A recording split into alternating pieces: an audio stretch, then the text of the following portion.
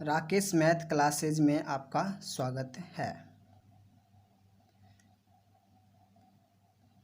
कल हम त्रिकोणमिति के कुछ बेसिक कॉन्सेप्ट का अध्ययन किए थे। आज उससे हम आगे बढ़ने वाले हैं।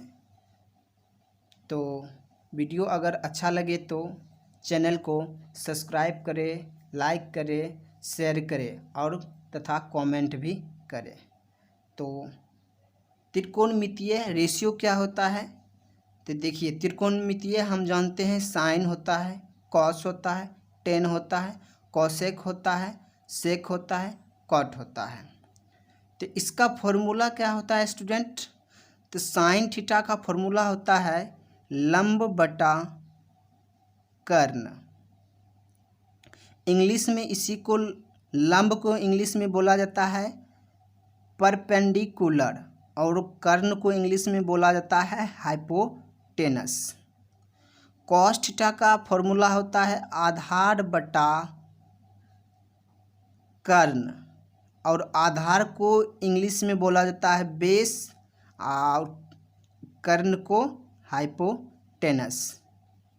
फिर उसी प्रकार टेन का फॉर्मूला होता है लंब बटा आधार। तो इसका फॉर्मूला, इसका इंग्लिश नेम हो जाएगा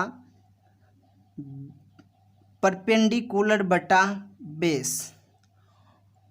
ये तीन फॉर्मूला का अपोजिट, जस्ट इसी तीनों का उल्टा होता है कोसेक, यानी कि सॉरी स्टूडेंट्स, साइन का उल्टा होता है कोसेक, कॉस का उल्टा होता है सेक, टेन का उल्टा होता है कॉट। तो कैसे होता है देखिए, कर्ण बटा लंब हो जाएगा कोसेक और इसको इंग्लिश में बोलेंगे हाइपोटेनस बटा परपेंडिकुलर। उसी प्रकार कर्ण बटा आधार हो जाएगा आपका सेक थीटा। सेक थीटा का फॉर्मूला क्या होगा? हाइपोटेनस बटा बेस। और कॉट का फॉर्मूला हो जाएगा आधार बटा लंब और इसका हो जाए इंग्लिश नेम हो जाएगा बेस बटा परपेंडिकुलर। आगे हम देखने वाले हैं समकोण त्रिभुज किसे कहते हैं। तो वैसा कोण जिसका एक कोण 90 डिग्री हो उसे समकोण त्रिभुज कहते हैं।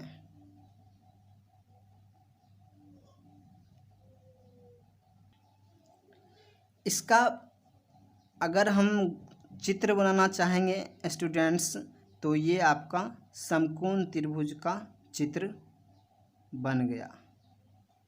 तो ये देखिए, ये आपका 90 डिग्री हो गया। तो ऐसा कोण जिसका 1 डिग्री 90 का हो उसे समकोण त्रिभुज कहेंगे।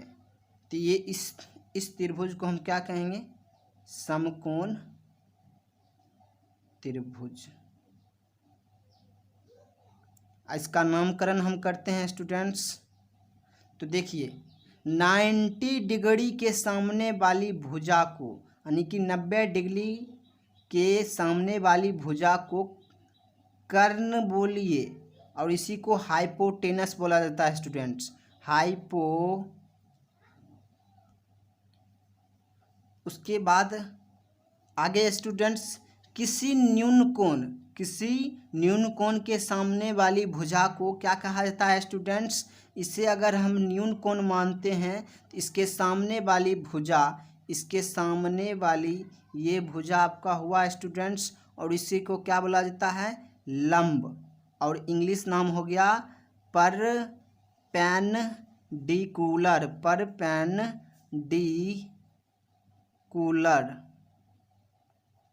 स्टूडेंट्स। और शेष तीसरी भुजा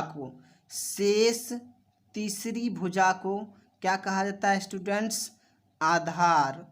इसी को इंग्लिश में बेस बोला जाता है। क्या बोला जाता है स्टूडेंट्स?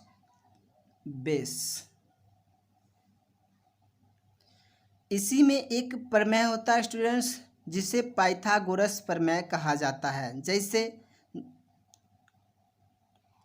एच स्क्वायर बराबर P square plus B square, इसी को स्टूडेंट्स पाइथागोरस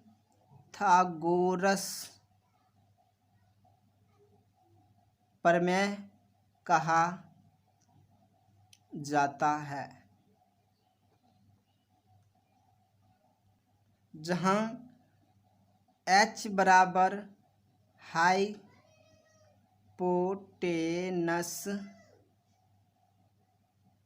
हाइपोटेनस, इसको हिंदी में कर्ण कहेंगे।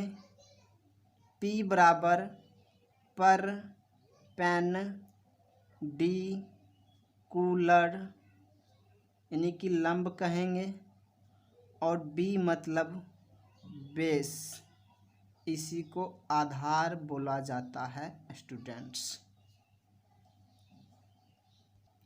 आगे हम स्टूडेंट्स देखने वाले हैं न्यून कोण के त्रिकोणमितीय अनुपात में संबंध। न्यून कोण के त्रिकोणमितीय अनुपात में संबंध क्या देखने वाले हैं स्टूडेंट? क्या हम स्टूडेंट्स देखने वाले हैं किसी न्यून कोण के त्रिकोणमितीय अनुपात में संबंध को देखने वाले हैं। जैसे साइन थीटा बराबर फॉर्मूला हो जाएगा स्टूडेंट्स 1/कोसेक थीटा। क्या हो जाएगा स्टूडेंट? साइन थीटा बराबर 1/कोसेक थीटा, या इसी को आप कह सकते हैं कोसेक थीटा बराबर 1/साइन थीटा।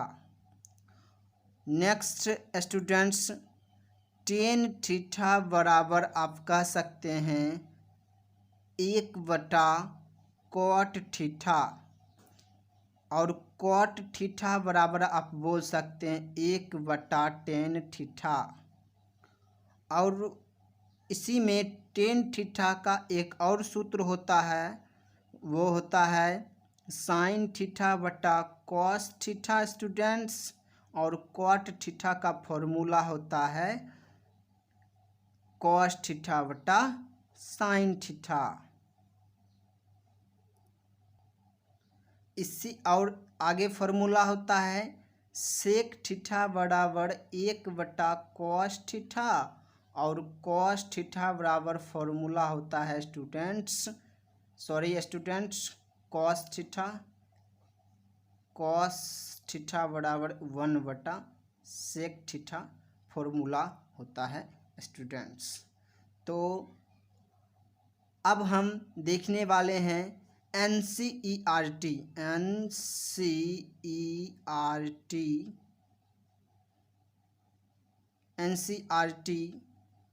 चैप्टर 8 पॉइंट का कुछ क्वेश्चन हम इस वीडियो में करने वाले हैं। सॉरी स्टूडेंट, उससे पहले हम कुछ और बेसिक जानने वाले हैं समकोण त्रिभुज के बारे में। समकोण त्रिभुज